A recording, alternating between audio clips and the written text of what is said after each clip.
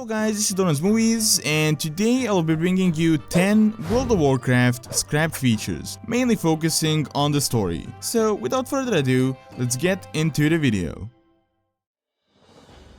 Runemaster was one of the 3 possible classes for Wrath of the Lich King, together with Necromancers and Death Knights.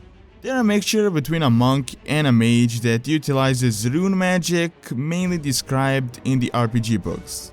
In the end, Blizzard decided to combine the elements of Rune Masters and Necromancers and create the Death Knights as we know them today.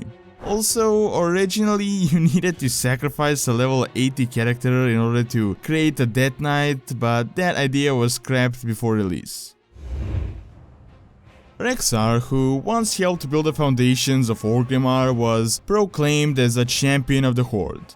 Surprisingly enough, he was nowhere to be found when the Horde actually needed him the most in the Darkspear Rebellion. Later on, we have learned that they actually did plan to include him in the 5.4 patch and that he was supposed to play a pretty big role.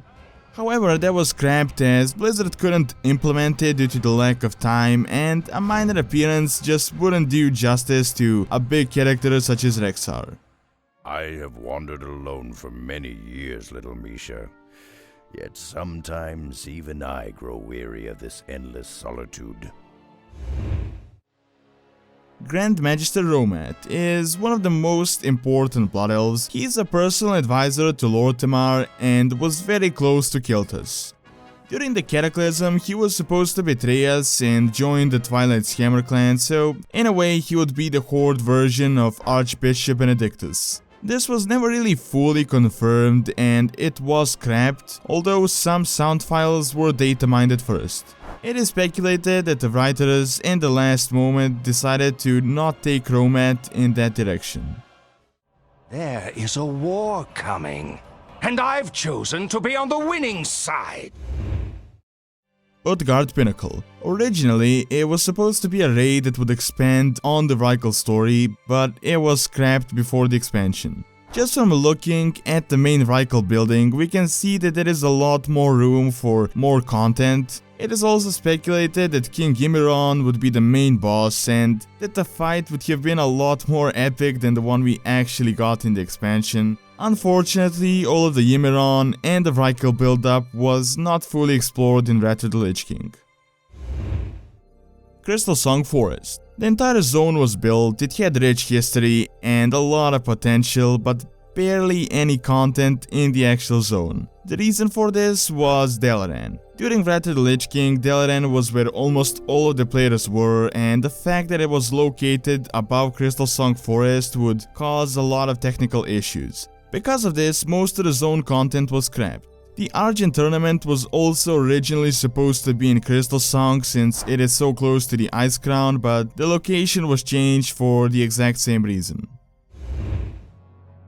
Neptulon, one of the Elemental Lords, made his first appearance in Cataclysm. There was a questline where he battled the Naga who were attempting to invade his domain. After clashing with the Naga Witch and the giant Kraken Ozumat, he disappeared. The story was supposed to be continued in the Abyssal Maw raid, which was scrapped due to Blizzard not being satisfied with the end result. The fate of Neptulon and the entire story has been a mystery ever since. Farahlon is an island that was supposed to be included in Worlds of Draenor. In the main timeline, this was the area that was transformed into Netherstorm in Outland. It is in the northeast region and originally was on the Draenor map. The history of Farahlon is quite mixed. At first it was supposed to be a zone for boosted characters and not have much importance, and later on it was planned to be included in a content patch and have an entire story about it. None of that happened and some of the story aspects were merged into Gorgrond. Nerub is a giant underground empire which is the home to the Nerubians, also known as the Akir who fled to Northrend. Originally, it was supposed to be implemented in Wrath of the Lich King as the first ever subterranean zone. In the end, this was scrapped and Nerub was implemented as 2 different dungeon instances. Blizzard did mention on multiple occasions that they're sad about not showing the full potential of the zone and that it could be revised at some point in the future. Path of the Titans was a system of character progression which was originally planned for Cataclysm. It was supposed to be a mix between archaeology and glyphs. This is mainly a scrapped gameplay element, but I personally think it took out a lot of the possible story. The reason why they wanted to add this feature is because of Ulduar and all of the new Titan lore that we have found. This would cause an uprising in cults worshipping the Titans, and the Cataclysm was like the best time as we have the entire Magni storyline and the dwarves and the gnomes expanding on their Titan origin. Unfortunately, this idea was scrapped together with a good chunk of possible Titan lore. Kezan.